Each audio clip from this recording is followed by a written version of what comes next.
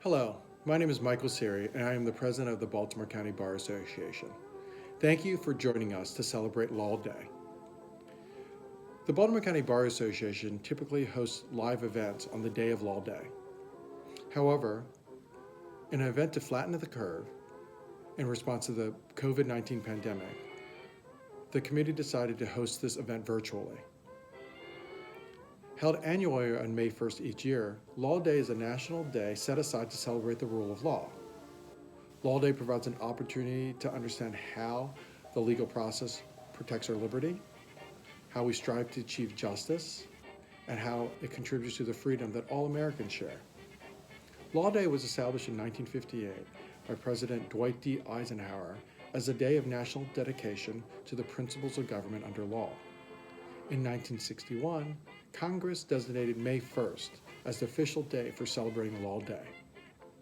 Law programs are conducted by bar associations, youth groups, schools, and community organizations. Our Law Day committee has put together this video, and they've worked tirelessly to put together the Law Day presentations. Unfortunately, given the situation, instead of having a live presentations, we're having this video, and I want to thank the Law Day Committee for all of their work. Each year, the Law Day Committee puts together a program based on the annual theme chosen by the American Bar Association. Past themes have included freedom of speech, separation of powers, the 14th Amendment.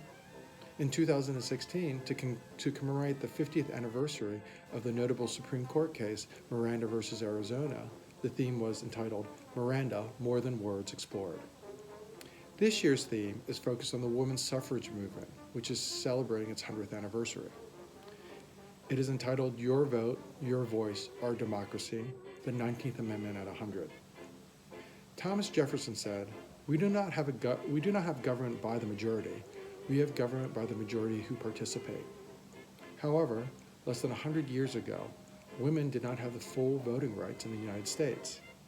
Through the work of the National American Women's Suffrage Association and the National Women's Party, the 19th Amendment was ratified, becoming the single largest extension of democratic voting rights in our nation's history.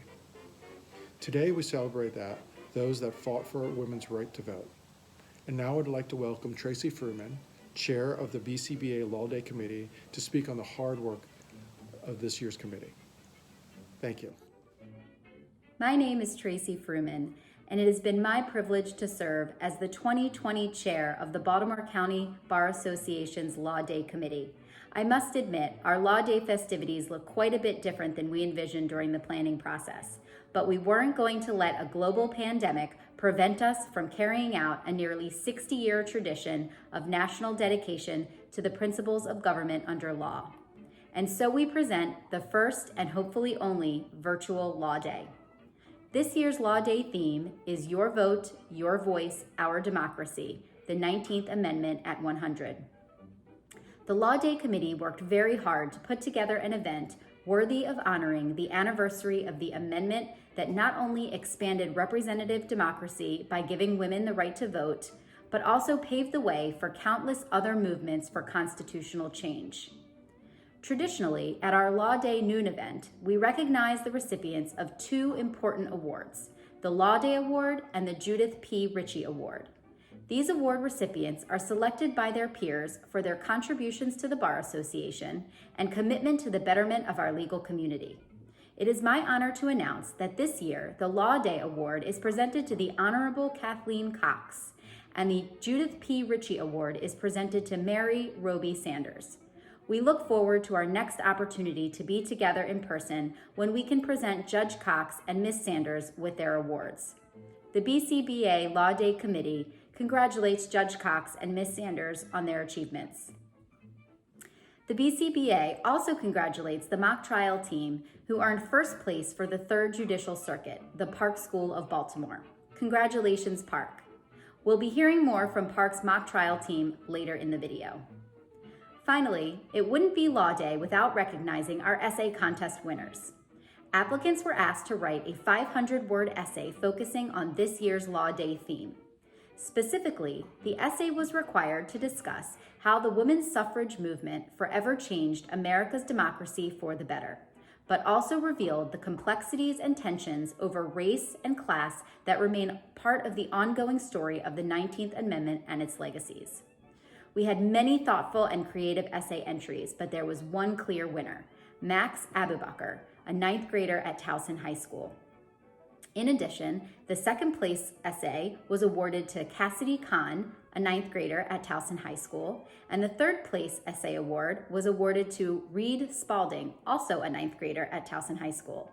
Stay tuned to hear Max read his winning essay. Take it away, Max. Hello, my name is Max Abubakar. I go to Towson High and I'm in the class of 2023. I'm here to read an essay on the 19th Amendment that I wrote for Law Day 2020. Imagine how America would be if only some of the population had the right to vote. It would be an unfair and undemocratic society. America would still be like that if it wasn't for a small group of courageous women. It is important to remember and recognize the suffragettes, because the controversial stance they advocated had a profound impact on our country and democracy, and inspired other civil and voting rights activists. However, there is much more to be done. Firstly, we must remember what we have gained from the women's suffrage movement. It is easy to take our right to vote for granted. However, before the 19th Amendment became law in 1920, women did not have the right to vote. The right to vote, to participate in our democracy, is one of the most significant human rights. Today, our elections are fairer because politicians are forced to appeal to the concerns of women as well as men.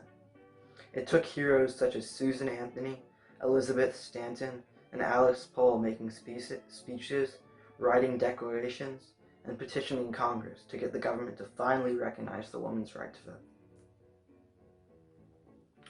While it might be obvious to us that disenfranchising half of the country was unfair, at the time it was the popularly held opinion.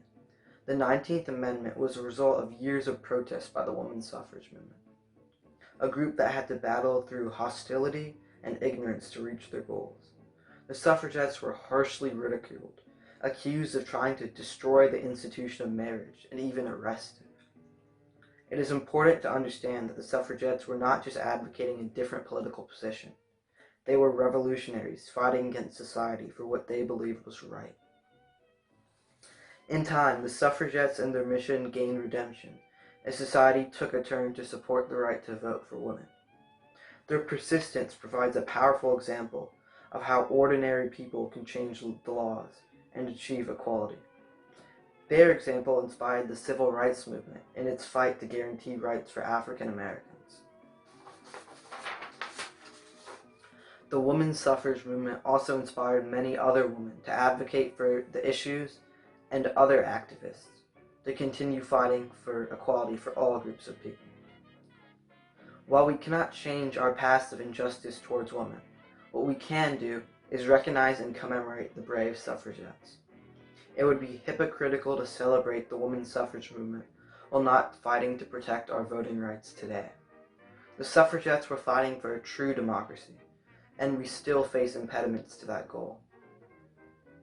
Money in politics, unreliable voting systems, voter ID, the lack of voting holidays, gerrymandering, the primary system, the electoral college, and more all threaten our right to a fair and equal democracy.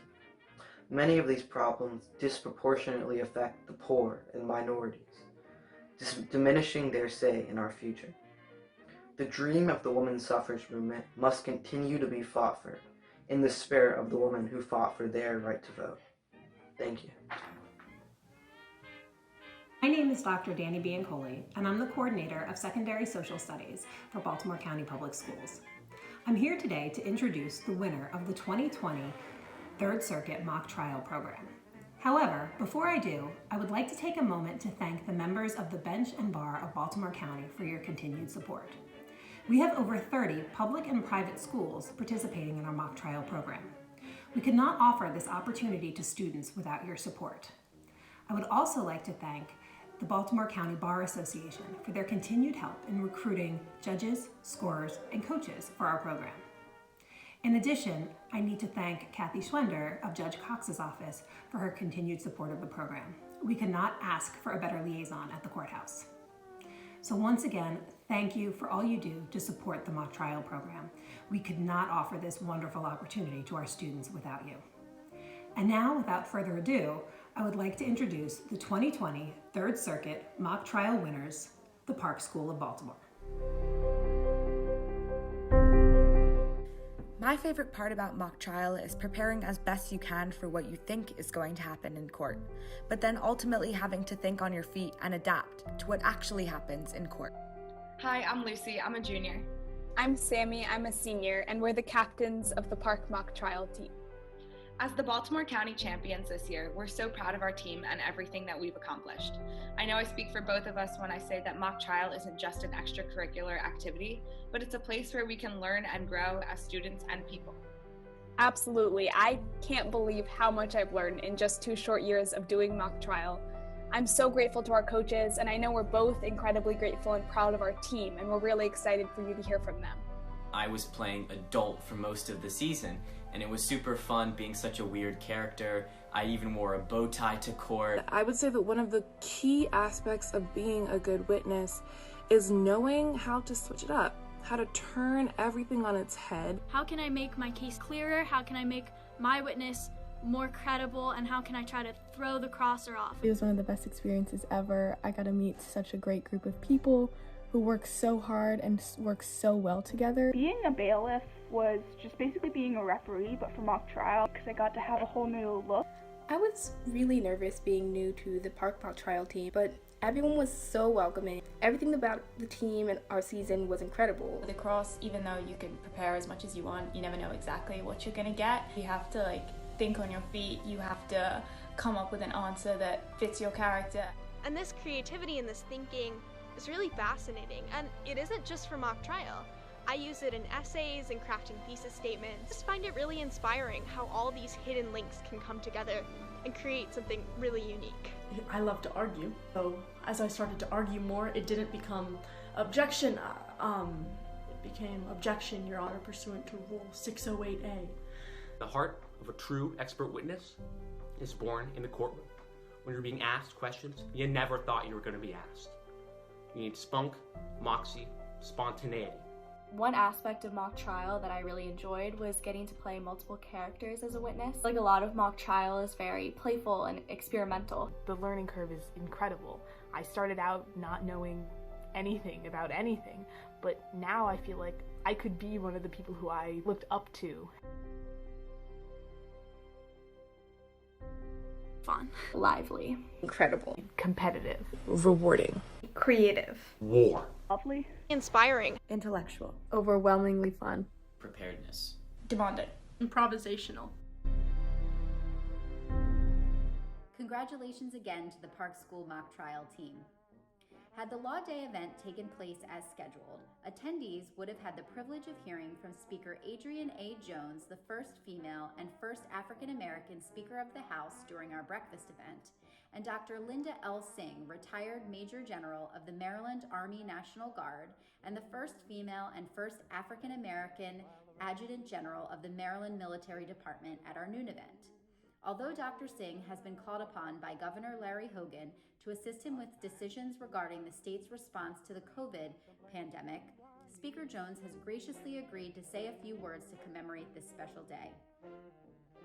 Speaker Jones's Baltimore County roots run deep. She was born in Baltimore County, educated in the Baltimore County public school system, and received her bachelor's degree in psychology from the University of Maryland, Baltimore County. She has previously worked for Baltimore County government, serving as the director of the county's Office of Minority Affairs from 1989 to 1995, director of the Office of Fair Practices and Community Affairs from 1995 to 2011, and deputy director of the Office of Human Resources from 2011 to 2014. Speaker Jones has been a member of the Maryland General Assembly since 1997, representing the 10th Legislative District of Baltimore County. Speaker Jones served as Speaker Pro Tem for 16 years prior to her historic election as the first African American and first woman to serve as the Speaker of the House of Delegates in Maryland. We are honored to have Speaker Jones address us today on the occasion of Law Day 2020. Hello, I'm Adrian Jones, Speaker of the Maryland House of Delegates. This year is an election year, and we're also celebrating the 100th anniversary of women's suffrage in the United States. In the last century, women have gained power and influence at every level of government. We're transforming cities, leading state legislatures, and sitting in more congressional seats than ever before, all because women dared to demand a role in our democracy. The remarkable strides women have made are reflected in Maryland's state government. Right now, we have a record number of women serving in the Maryland General Assembly, and have the first African American, first woman serving as Speaker of the Maryland House of Delegates. Women in the General Assembly are taking aggressive action to close the gender pay gap. We're pushing for laws that better protect women from violence, and we're finding more ways to support women and families. Every day, women are proving that we never lacked ability to drive change. We lacked opportunity. In just a few months, we will all have a chance to vote in one of the most consequential elections of our lifetimes and to shape our society. We have the potential to shift our country's trajectory away from leadership that inspires chaos to leadership that's calculated. With your voice, you get a say in how your country moves forward for the next 100 years. We can better prepare our economy for global crisis. We can go further to advance race and gender equality. We can do more to support struggling families and can provide more opportunities for more people. Government must work for everyone. When it only works for a select few, everyone is at a disadvantage. It's then up to each of us to step up, exercise our right to vote, and play an active role in fixing what's broken in our government. More than anyone, women know that elections matter. That is why women in Maryland's legislature work so hard to make sure that we have free and fair election. As we face a global pandemic, we led the charge to make sure that ballots could be cast safely by mail for free. We also passed bills to make sure that bad actors who try to skirt campaign finance laws are held accountable. If there's anything we've learned in the last 100 years, is that more voices should be heard. Suffragists risked arrests, their reputations, and livelihoods because they knew the power of a single vote. Their sacrifice has not been in vain. Women are part of a growing electorate and a force to be reckoned with. Among registered voters, we outnumber men by nearly 10 million votes. And for 2 decades, women have turned out in rates equal to or surpassing men. Let's make it another record-breaking year for voter turnout and show up for this year's election. Because when women vote, women win. Until then, stay safe and stay home. Thank you. Thank you for spending the time to celebrate Law Day with the Baltimore County Bar Association. I would like to thank Tracy Fruman and the Law Day Committee for all of their hard work. I'd also like to thank the Speaker of the House for Maryland, House of Delegates, Adrian Jones, for participating with us. Congratulations are in order to all of the award winners, Judge Cox, Mary Sanders, the Park School of Baltimore's trial team, and the essay award winner. Additionally, I want to thank Rachel Rucco and Rachel Fuller, the staff at the BCBA, for putting this together, because this event could not have happened without them. And finally, I would like to thank the Law Office of Peter Angelos, who provided the donation for the essay award winners. The right to vote is a constitutional right, but we need those with the right to use the right. We need to ensure voting access to all eligible voters. Susan B. Anthony, a leader of the women's suffrage movement, stated it best: "Someone struggled for your right to vote. Use it." Please remember these words come November. Again, thank you for participating in Law Day with the Baltimore County Bar Association.